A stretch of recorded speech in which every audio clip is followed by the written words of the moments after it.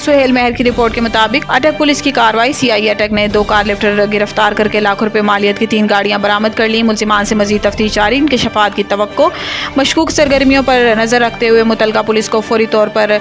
इतला दें कि ताकि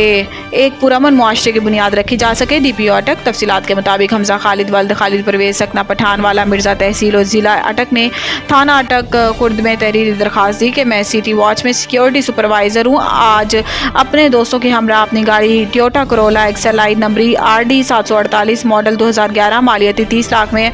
दरियाई सिंध पर घूमने आया, जो गाड़ी को GT रोड जानिब पेशावर खड़ा करके अटक खुर्द दरबार पर गए और 30 मिनट पर वापस आए तो गाड़ी नामालूम चोर चोरी करके ले गए थे, जिस पर थाना अटक खुर्द में मुकदमा दर्ज कर लिया गया। डिस्ट्रिक्ट पुलिस ऑफिसर अटक डॉक्टर सिद्धार्थ गियासुल खान ने मुकदमा दर्ज होने पर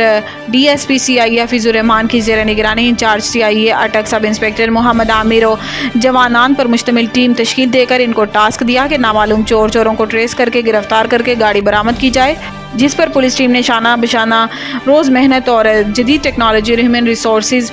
को मदद से तफ्तीश का आगाज़ करते हुए 2 कस मुल्जिमान मोहम्मद अयूब वल्द जॉन्स खान